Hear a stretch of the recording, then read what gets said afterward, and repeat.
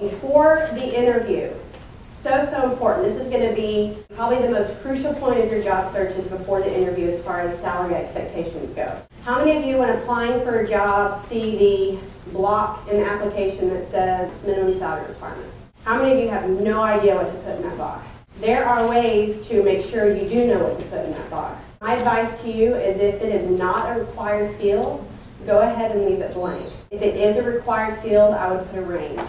There are some resources available to you so that you know what that range is. So we have salary.com up there, which is going to be one of my favorites. Glassdoor.com, payscale.com, and CB Salary, all one word. C as in cat, B as in boy, salary.com. What we're going to try to get you to do is to negotiate to where you're in the mid to upper mid range.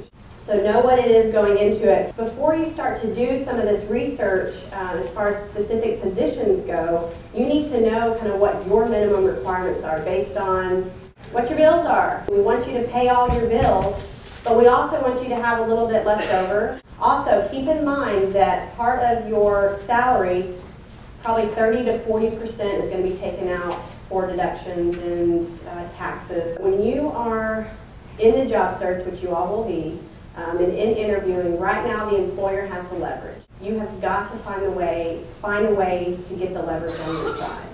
How many of you have had internships? Great.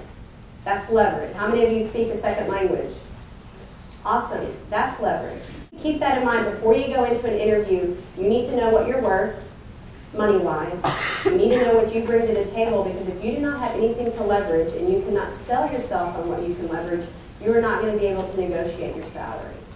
This is what knowing what you're worth, knowing your salary expectations are going to provide for you. It's going to make you assess your skills.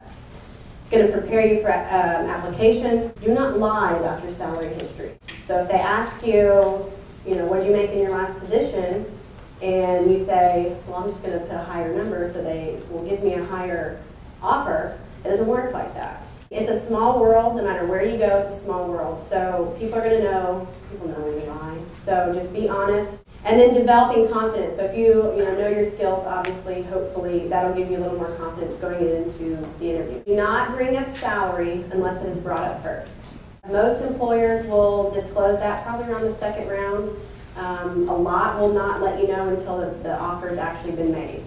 If you bring up salary on the first interview, that's more than likely going to disqualify you from that position. Don't accept an offer when it is first made. When the phone call comes in or you get the letter in the mail, then it's great, thank you so much. And they'll give you a deadline to accept the offer. Thank them and tell them you'll get back to them, whenever the appropriate time frame is. A lot of you will receive more than one job offer, and if you don't, at this point in your career, you will. A couple of things I did want to point out when considering offers. Workplace culture. It is so important that you find a place to work that fits who you are. Prestige. It makes a difference for when somebody says, who do you work for? And if you're not proud with that response, consider that when you receive a job offer. Growth and advancement. You need to know what the growth and movement is in an organization, if that's appropriate or important to you. A great thing to ask is, why is this position available? Accepting and declining offers. When you decline an offer, you draft your letter, thank them.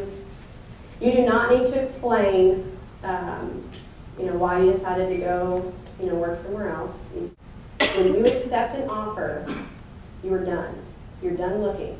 You're done interviewing. You are done considering other opportunities. That is because if you accept a position and then something better comes along and you go back on your acceptance, not only are you blackballing yourself to a lot of organizations down the road, you are doing some major damage for some TCU students that come after you. It is perfectly okay to ask for an extension. So you will get most of your job offers over the phone, and then a letter will come. Everything that you have discussed needs to be in writing. You do not need to sign an acceptance letter until it is exactly what you talked about. You will all receive job offers, so when you have these questions, use us, and we're here, we're free. And that's what we're here for, is to help you navigate that.